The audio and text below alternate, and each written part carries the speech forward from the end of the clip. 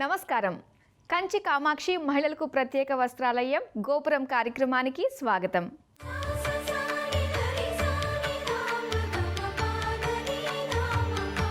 ఈ రోజు గోపురంలో సాంప్రదాయాలు చెప్పుకునే ముందుగా అర్చనలో మన ఇష్టదైవాన్ని స్మరించుకుందాం.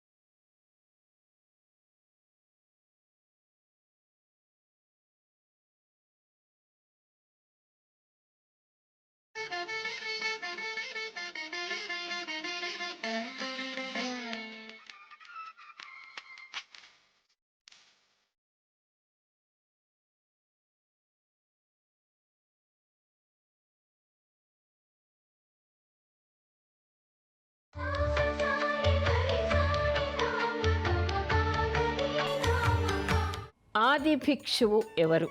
మనకి శివుడిని మనం ఆది భిక్షువు అంటాం. భిక్షువరి అవతారం అనేటువంటి అవతారం కూడా మనకి శివ మహాపురాణంలో కనిపిస్తుంది. దుష్ట శిక్షణ శిష్ట రక్షణ కోసం అని చెప్పేసి విష్ణువు అనేక అవతారాలు ఎత్తాడు. ముఖ్యంగా మనం పరిణామ క్రమంలో చెప్పుకోవాలంటే దశావతారాల్ని చెప్తాం. కానీ శివుడు కూడా శివుడి అంశలతో అనేక అవతారాలు వచ్చాయి. అయితే ఆ అవతారాలు రావడానికి అనేక కారణాలు కూడా మనకి కనిపిస్తాయి. అనేక అవతారాల గురించి మనకి శివ మహాపురాణంలో కనిపిస్తుంది. అందులో భిక్షువరి అవతారం అనేటువంటిది ఒకటి. అయితే ఈ భిక్షువులాగా మొట్టమొదటిగా శివుడు ఎందుకు వచ్చాడు అనే కథనం చాలా ఆసక్తికరంగా ఉంటుంది. ఒకప్పుడు సుధర్మ దేశాన్ని ఏలేటువంటి ఒక రాజు ఉండేవాడుట. ఆయన ధర్మబద్ధంగా రాజ్యాన్ని ఏలుతూ ఉండేవాడు. ఆయనకి తపస్సు చేయగా ఆ తపస్సు ఫలంగా ఆయన భార్య గర్భవతి అయింది. కానీ ఈలోపు జరగకూడనటువంటి దుర్ఘటనలు జరిగాయి.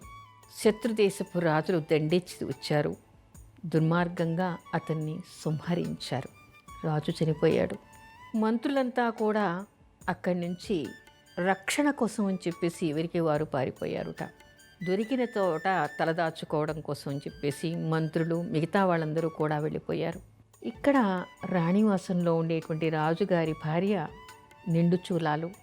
శత్రువులు సంహరిస్తారేమో, గర్భస్థ శిశువు కాస్త ఇబ్బంది పడుతుంది అని ఆవిడ రహస్య మార్గంగా వెళ్ళి అడవిలోకి వెళ్ళిందిట. ఆ అడవిలో అర్ధరాత్రి పూట ఆవిడ ప్రసవించింది. ఒక తేజోవంతుడైనటువంటి మగబిడ్డకి ఆవిడ జన్మనిచ్చింది. ఆ ప్రసవ వేదన అయిపోయింది. పొరిటి గుడ్డు నెత్తుటి గుడ్డును ఒళ్ళో పెట్టుకొని చలికి అర్ధరాత్రి అడవిలో ఆవిడ ఒక చెట్టు కింద పడుకుని ఉంది. తెల్లవారేసరికి ఆవిడకి బాగా దాహంగా అనిపించిందిట. దాహానికి ప్రాణం పోతుందేమో అనిపించింది. అయితే ఆ బిడ్డను ఆ చెట్టు కింద పడుకోబెట్టి అరుగు మీద పక్కనే ఉండేటువంటి జలాశయం దగ్గరికి వెళ్ళిందిట. ఆ జలాశయంలోకి దిగి అప్పటికీ ఆవిడ మానసికంగా శారీరకంగా కూడా చాలా ఒత్తిడిని వేదనని అనుభవించింది. ప్రసవ వేదన అనుభవించింది. ఆ తర్వాత మానసికంగా వేదన అనుభవించింది. భర్తను పోగొట్టుకుంది, రాజ్యాన్ని పోగొట్టుకుంది. అలసి సొలసి ఉన్నటువంటి ఆవిడ ఆ జలాశయంలోకి దిగి కొన్ని నీళ్లు తాగిందిట. ఆ తాగుతున్నప్పుడు అక్కడ ఉండేటువంటి ఒక మొసలి ఆవిడ కాళ్ళు పట్టుకొని లాగేసి చంపేసిందిట. ఆ జలాశయంలో అక్కడ ఆ మొసలి వలన ఆ మహారాణి కూడా మరణించింది. ఈ పుట్టుగొడ్డు అయినటువంటి ఆ పసిబిడ్డ, ఆ మగబిడ్డ తల్లి తండ్రి ఇద్దరిని పోగొట్టుకొని అనాథ అయి తెల్లవారుజామున చిమ్మ చీకటిలో అడవిలో ఒక చెట్టు కింద అనాథగా ఏడుస్తూ ఉన్నాడుట. ఉదయం పూట ఒక భిక్షువు, ఊరిలో తిరిగేటువంటి ఒక భిక్షువు, ఒక స్త్రీ, అనాథ ఆవిడ కూడా భర్త పోయాడు, ఒక బిడ్డను చంకన వేసుకుని భిక్షాటన చేసేటువంటి వ్యక్తి. కానీ ఈశ్వరుడి ప్రేరణ వలన ఆవిడ దారి తప్పి అడవిలోకి వచ్చిందిట. ఈ బిడ్డడి ఏడుపు చూసి ఆవిడ మాతృహృదయం కరిగిపోయింది. నెత్తుటి గుడ్డ బొడ్డు కూడా కొయ్యనటువంటిది. ఈ బిడ్డ ఇలా ఏడుస్తున్నాడు, తల్లిదండ్రులు ఎక్కడికి వెళ్ళారు, తల్లి ఏమైంది, అసలు ఏంటి ఈ బిడ్డ కథ, ఈ బిడ్డను నేను తీసుకోవచ్చా, తీసుకుంటే ఎవరైనా వచ్చి ఏమైనా చేస్తారా, ఆ పిల్లవాడి తాలూకు పక్కనే ఎవరైనా ఉన్నారా, ఆవిడికి అనేక సందేహాలు కలిగాయి. అప్పుడు ఈశ్వరుడు ఒక భిక్షువు రూపంలో అక్కడికి వచ్చాడుట. అమ్మ, ఈ బిడ్డని నువ్వు పెంచుకో అన్నట్ట. ఇంతకీ ఆ బిడ్డడు ఎవరు, ఎవరి తాలూకు, ఈ బిడ్డడి తల్లి ఎక్కడ ఉంది, తండ్రి ఎక్కడ ఉన్నాడు అని చెప్పేసి ఆ భిక్షుకి భిక్షు రూపంలో ఉండేటువంటి శివుణ్ణి అడిగిందిట. ఆ శివుడు ఆవిడ భిక్షం ఎత్తుకునేటువంటి స్త్రీ అయిన ధర్మాత్మురాలు, పూర్వపుణ్యం కలిగినటువంటిది, భిక్షమెత్తుతున్నటువంటి స్త్రీ అయినా అహర్నిశలు శివనామస్మరణ చేస్తూ ఉండేదిట. అందుకని శివుడు ఆవిడ మనోఫలకం మీద తన నిజరూపాన్ని చూపించాడుట. ఎదురుగా ఉన్నది భిక్షువు కాదు, పరమశివుడు అని ఆవిడ గ్రహించింది.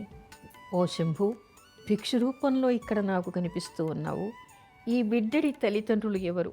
ఎవరైనా నీ అనుజ్ఞ వలన, నీ అనుగ్రహం వలన నేను తీసుకుని పెంచుతాను, నేను అక్కున చేర్చుకుంటాను.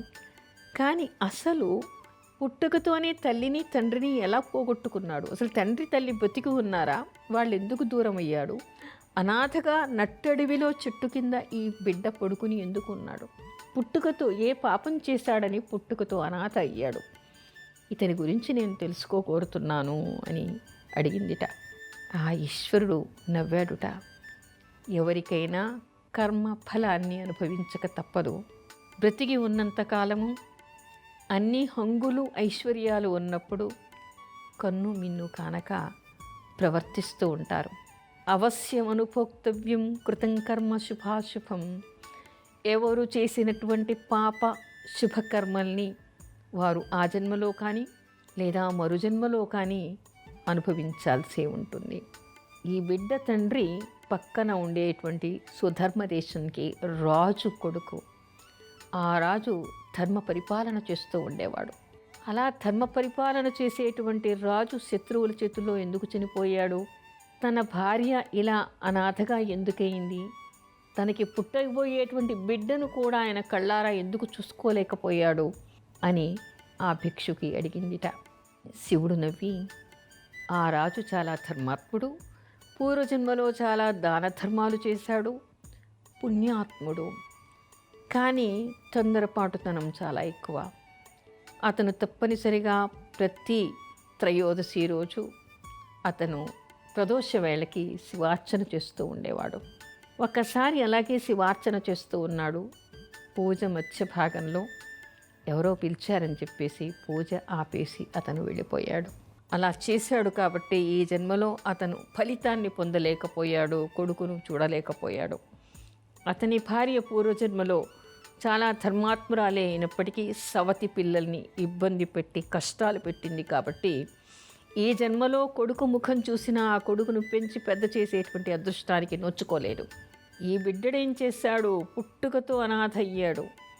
పూర్వజన్మలో ఇతను చాలా మంది పిల్లల్ని హింసించాడు, పిల్లల్ని సరిగ్గా చూసుకోలేదు, పిల్లల్ని కంటతడి పెట్టించాడు. ఇతను మంచివాడే, ఎంతో పుణ్యాత్ముడు, దానాలు చేశాడు, ధర్మాలు చేశాడు. అయినప్పటికీ పిల్లల పట్ల అతను కఠినంగా ఉండేవాడు కాబట్టి పిల్లవాడుగా ఉన్నప్పుడే తల్లిదండ్రులను కోల్పోయాడు. అంటే ఎవరు చేసినటువంటి పాపకర్మని ఇప్పుడు వాళ్ళు అనుభవించారు.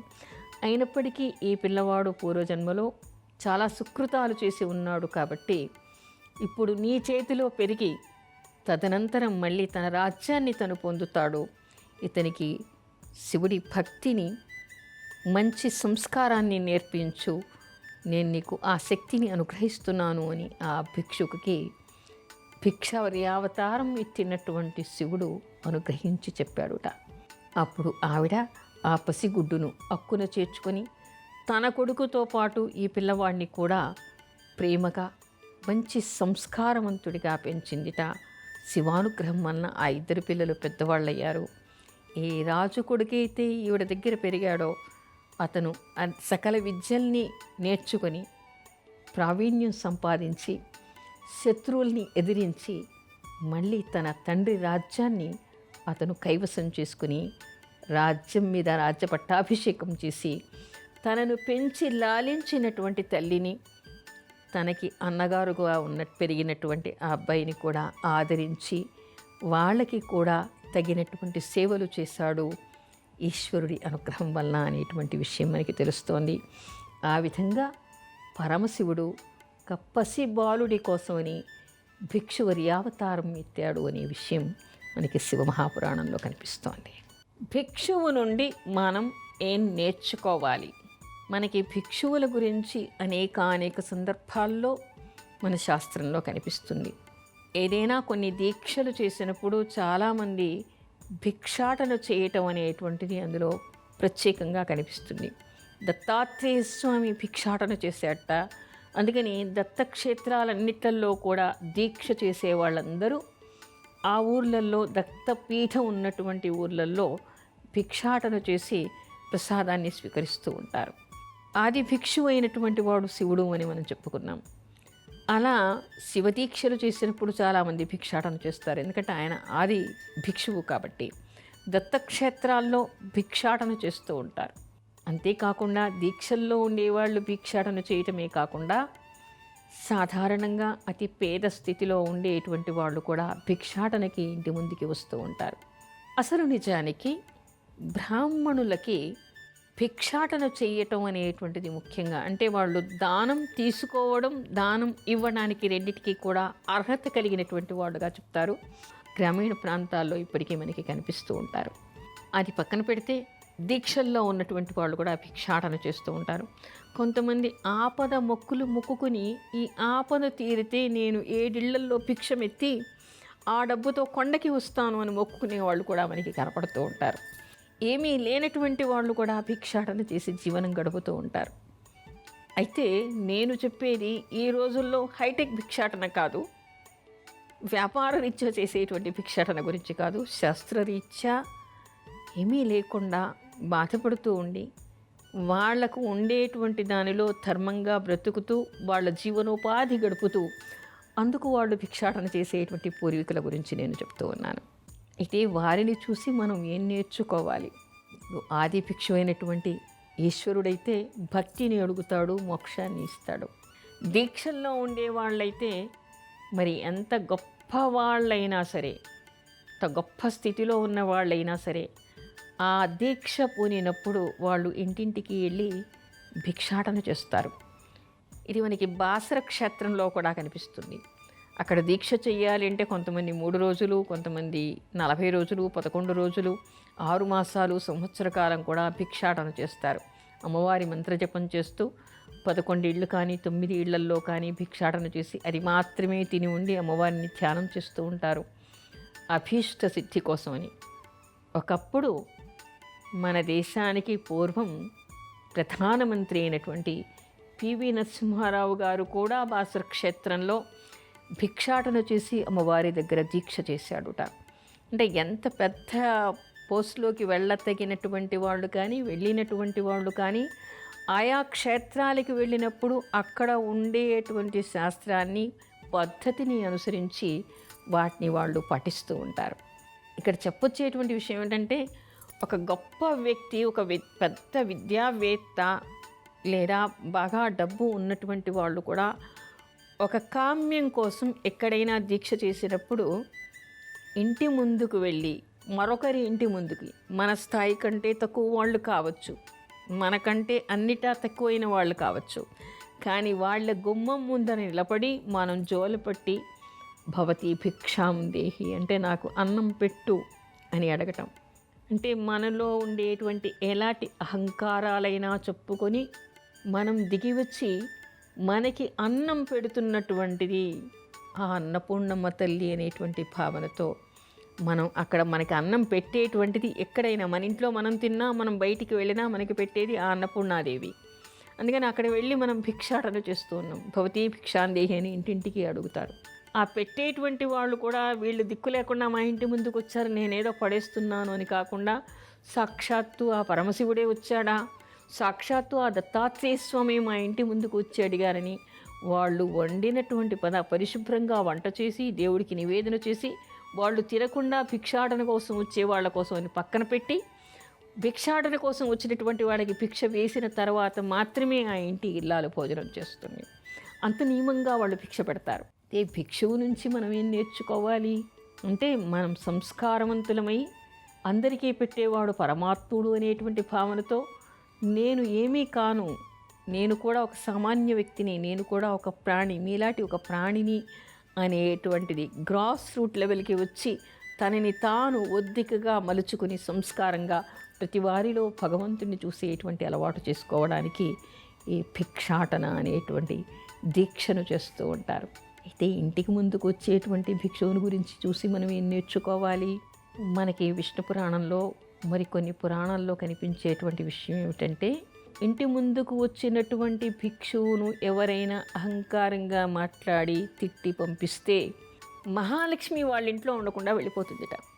మహాలక్ష్మి ఏ స్థానాల్లో ఉందో అని చెప్తూ భిక్షువు శపించి వెళ్ళాడు అంటే నేను వాళ్ళ ఇంట్లో ఉండను అని ఆవిడ శపథం చేసిందిట. అంటే మన ఇంటికి వచ్చినటువంటి భిక్షువు మన ఇంటి ముందర మనని తిట్టి బాధపడి వెళ్ళిపోకూడదు. వెళ్ళిపోతే మహాలక్ష్మి వెళ్ళిపోతుంది. ఎందుకు వెళ్ళిపోతుంది? ఇక్కడ మనం భిక్షువు నుంచి ఏం నేర్చుకోవాలి అనే విషయం తెలుసుకోవాలి. అతను భిక్షువు అయ్యాడు. ఇక్కడ ఏదో దీక్ష ద్వారా కానీ భగవంతుడి అవతారం కానీ కాదు. ఏమీ లేకుండా, ఆర్థికంగా ఏమీ లేకుండా, తినడానికి కూడా లేకుండా బాధతో ఉన్నటువంటి భిక్షువు ఇంటి ముందరికి వచ్చి అమ్మా గుక్కెడ అన్నం పెట్టు అని అడిగాడు. అడిగినటువంటి వాడిని ఎప్పుడంటప్పుడు ఇంటి ముందర వచ్చారుస్తావేంటి, వెళ్ళు వెళ్ళు వెళ్ళు అని చెప్పేసి తరిమేశారనుకోండి, గుప్పెడు అన్నం పెట్టడం లేదు, నేనెంత బాధపడుతున్నాను, నీకు కలిగి ఉండి కళ్ళు నెత్తికెక్కాయి, అర్థం కావట్లేదు, నా అలాగే నువ్వు ఉండు అని వెళ్ళిపోతట. అయిపోయిందా అక్కడికి? ఆ శాపం వచ్చినట్టు మహాలక్ష్మి వెళ్ళిపోతుంది. ఎందుకు వెళ్ళిపోతుంది?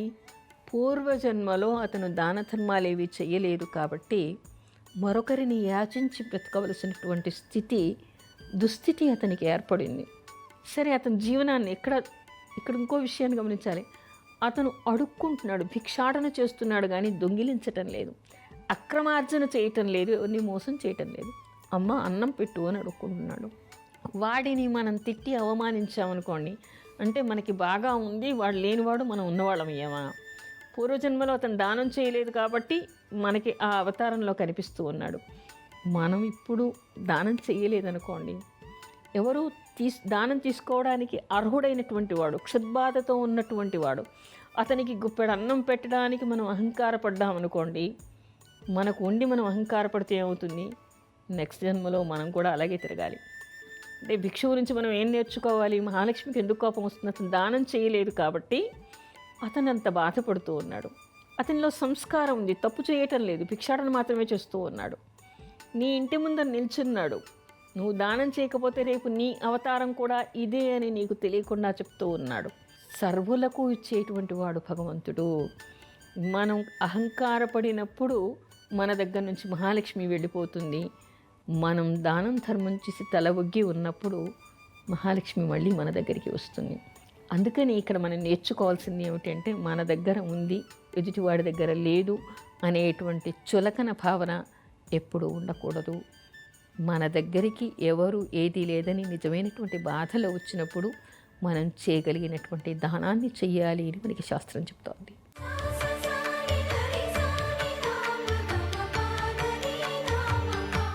శివాయ నమః.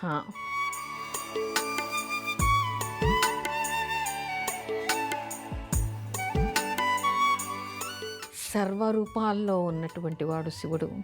ఆది భిక్షువు ఆయనే, ఆది వైద్యుడు ఆయనే, నటరాజు ఆయనే, ఆది దంపతులు వారే, తల్లిదండ్రులు వారే, దక్షిణామూర్తి విద్యామూర్తి కూడా ఆయనే. అసలు ఏ రూపం చూసినా కూడా శివుడే. కానీ ఆ శివుణ్ణి నమ్ముకుని శివనామ స్మరణ చేస్తూ ఉన్నప్పుడు మనకి ఎప్పుడు ఎలాంటి జ్ఞానాన్ని ఇవ్వాలో, ఎప్పుడు మనం ఏ విధంగా ప్రవర్తించాలో అలాంటి బుద్ధిని ప్రేరణ చేస్తాడు. అందుకని అహర్నిశలు శివాయ నమః, శివాయ నమః, శివాయ నమః అనుకుంటూ ఉండాలి. ఇది ఇవాల్టి కంచి కామాక్షి మహిళలకు ప్రత్యేక వస్త్రాలయం గోపురం కార్యక్రమం. రేపటి కార్యక్రమంలో మళ్ళీ కలుసుకుందాం. అంతవరకు సెలవు, నమస్కారం. జీ తెలుగు ప్రేక్షకులందరూ గత 10 సంవత్సరాలుగా గోపురం శుభమస్తు కార్యక్రమాల్ని ఎంతో ఆదరంగా అభిమానంగా వీక్షించారు. ఇకపై కూడా ఈ కార్యక్రమాల్ని అలా వీక్షించాలంటే జీ ప్రైమ్ ప్యాక్ తెలుగును సబ్స్క్రైబ్ చేయండి. జీ తెలుగు, జీ సినిమాలతో సహా 9 ఛానల్స్ 20 రూపాయలకే పొందండి.